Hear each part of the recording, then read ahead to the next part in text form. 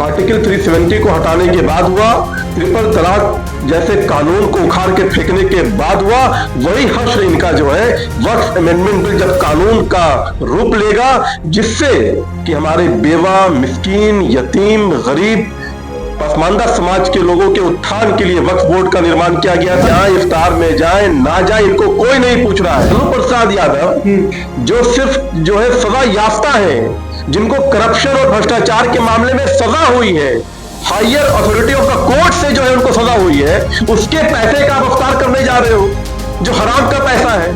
देखिए, वक्फ बोर्ड का मामला बिहार में धीरे धीरे बेहद गर्माता हुआ नजर आ रहा है। आपको बता दें कि 26 मार्च को वक्फ बोर्ड को लेकर जो मुस्लिम संगठन है वो गर्दनी बाग में धरना प्रदर्शन करने जा रहे हैं। तो वही आपको बता दें कि प्रमुख जो मुस्लिम संगठन है उन्होंने जनता दल यूनाइटेड के दावते इफ्तार पार्टी का और चिराग पासवान की पार्टी के तरफ से जो इफ्तार पार्टी दी जा रही है उसका विरोध कर दिया है। इन सभी को लेकर हम बातचीत करेंगे और हमारे साथ बातचीत करने के लिए बीजेपी के प्रदेश प्रवक्ता और बीजेपी के नेता दानिश इकबाल मौजूद हैं।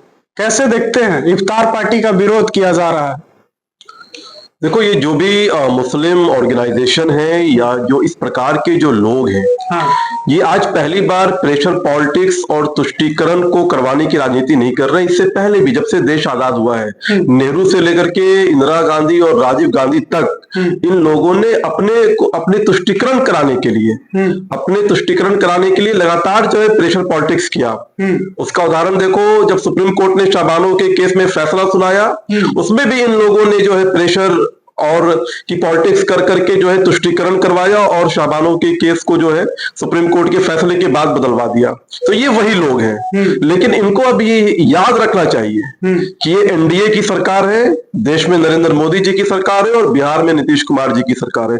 मुस्लिम कौम के पिछड़े लोग, यतीम, बेवा, मिस्कीन, पसमानदा लोगों के हक और हकूक के लिए ये जो ड्रामा, ये जो राजनीति कर रहे हैं, इसके आगे कोई भी एनडीए का नेता झुकने वाला नहीं है। हमें वोट बैंक की चिंता नहीं है। भारतीय जनता पार्टी के एक एक कार्यकर्ताओं को इस बात की संतुष्टि है कि उन लोगों ने हमें वोट दिया या ना दिया हो, लेकिन हमने उनके समाज के बीच में उन महिलाओं की जिंदगी को जहन्नम से निकाल करके जन्नत में तब्दील करने का काम किया, ट्रिपल तलाक को बैन करके किया। उसी प्रकार से धारा 370 के खिलाफ इन लोगों ने मुहिम चलाई थी।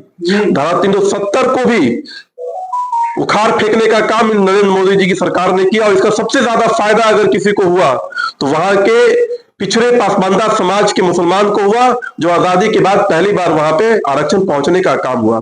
तो इसलिए वही हश्र इनका होगा जो आर्टिकल 370 को हटाने के बाद हुआ, ट्रिपल तलाक जैसे कानून को उखाड़ के फेंकने के बाद हुआ, वही हश्र इनका जो है वक्फ अमेंडमेंट बिल जब कानून का रूप लेगा, जिससे कि हमारे बेवा, मिस्कीन, यतीम, गरीब, पसमानदा समाज के लोगों के उत्थान के लिए वक्फ बोर्ड का निर्माण किया गया था।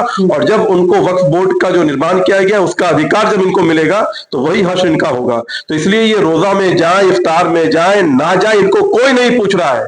आज मुस्लिम समाज के बीच में मुस्लिम पर्सनल लॉ बोर्ड हो या दीगर जो भी तंजीमें हैं, उनकी जो वैल्यूज है वो जो है बिल्कुल शून्य हो चुकी है। उन्होंने अपनी जो विश्वसनीयता है वो खो दिया है। ये वही लोग हैं जो ट्रिपल तलाक के विषय पे जो है मुहिम चला रखे थे कि ट्रिपल तलाक जैसा कानून शरिया का कानून है, अल्लाह का कानून है, झूठ बोल रहे थे। और फिर जब सुप्रीम कोर्ट में जब दलील दी गई तो यही all India Muslim personal law board के लोगों ने स्वीकार किया था, एक्सेप्ट किया था कि हाँ, ट्रिपल तलाक का जो विषय है वो गलत है और मुझे अधिकार दिया जाए जो है इसमें तब्दीलियां करने की। तो क्या 70 वर्षों से आप सो रहे थे? क्या 70 वर्षों से आप मुसलमान बेटियों की जिंदगी तबाह कर रहे थे? उसका जवाब तो इनको देना पड़ेगा। हालांकि ये लोग कह रहे हैं कि अगर बातचीत के लिए राजी होते हैं नीतीश कुमार तो हम लोग बातचीत करेंगे, अगर सार्थक कोई बातचीत होती है।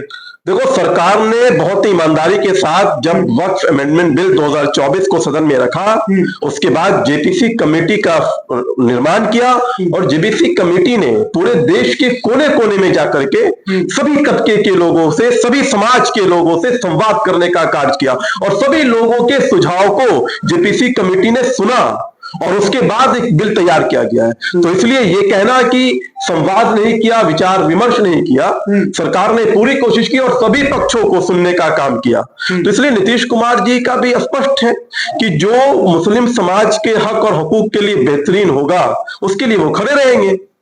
दानिश जी, बड़ा प्रदर्शन होने जा रहा है गर्दनी बाग में 26 मार्च को। ऐसा नहीं लगता है कि एनडीए को मुसलमान वोटों का बहुत बड़ा नुकसान हो जाएगा?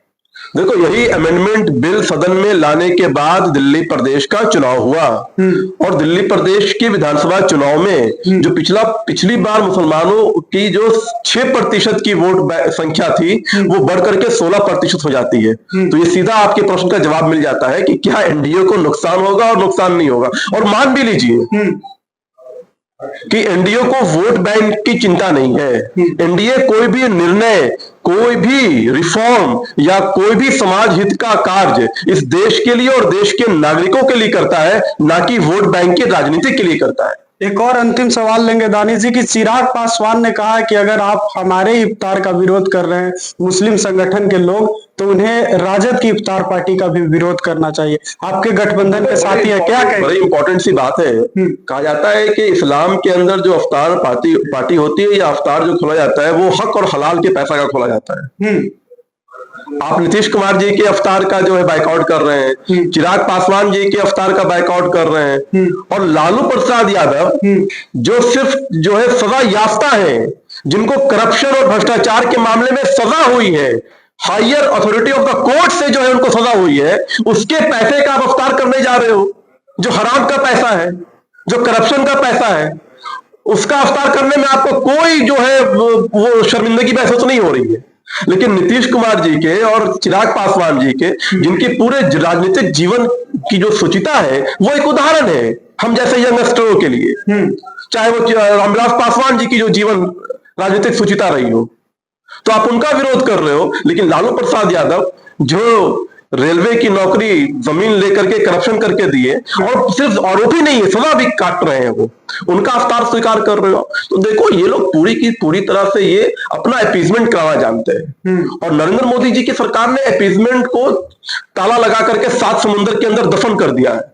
और बात होगी तो सिर्फ सामाजिक न्याय के आधार पर होगी, डेवलपमेंट होगा तो सामाजिक न्याय के आधार पर होगा, और वही नरेंद्र मोदी इस देश के मुसलमानों के लिए कर रहे हैं। लेकिन इसका दलील वो ये दे रहे हैं कि वक्फ बोर्ड ला एनडीए के लोग रहे हैं, तो फिर हम लालू यादव का क्यों विरोध करें? नहीं, राजद का क्यों विरोध करें? नहीं, राजद का विरोध इसलिए करो कि आप बहुत सुचिता की बात करते हो, बहुत अल्लाह, शरिया, इस्लाम और कुरान की बात करते हो ना। ये मुस्लिम पर्सन लोग बड़ी लंबी लंबी दाढ़ी और ठेला के ऊपर से पैजामा बांध करके जो चलते हैं ये लोग, तो बहुत शरिया वाले लोग हैं। तो इस शरिया में तो यही सिखाया गया है ना कि हलाल का अफ्तार करना चाहिए, तो हराम का अफ्तार करने क्यों जा रहे हैं, करप्शन के पैसे का अफ्तार करने क्यों जा रहे हैं? ये पूछना चाहिए ना सवाल मुसलमानों को उनसे। और जहां तक नीतीश कुमार जी का सवाल है, चिराग पासवान जी का सवाल है, जिस प्रकार से उन लोगों ने चट्टान की तरह नरेंद्र मोदी जी का साथ दिया था ट्रिपल तलाक के कानून को समाप्त करने के लिए, मुस्लिम बहनों के जीवन में रोशनी लाने के लिए, उसी तरह से वक्फ अमेंडमेंट बिल को पारित कराने के लिए भी ये एनडीए पूरा चट्टान की तरह मजबूत खड़ा है, क्योंकि इससे इस देश के मुसलमानों की भला होने वाला है। तो आपने सुना, बीजेपी के नेता और प्रदेश प्रवक्ता दानिश इकबाल हमारे साथ थे। इनका साफ कहना है कि देखिए, जो भी हो जाए, हम वोट बैंक की राजनीति नहीं करते हैं, जो भी उचित फैसला होगा वो लिया ही जाएगा और वक्फ अमेंडमेंट बिल जरूर पास होगा, चाहे जो हो जाए। इनका यही कहना है। बाद बाकी पूरी बातचीत को आप सुन रहे थे, आपकी क्या प्रतिक्रिया है वो भी बताइएगा। फिलहाल के लिए इतना ही, बहुत बहुत धन्यवाद।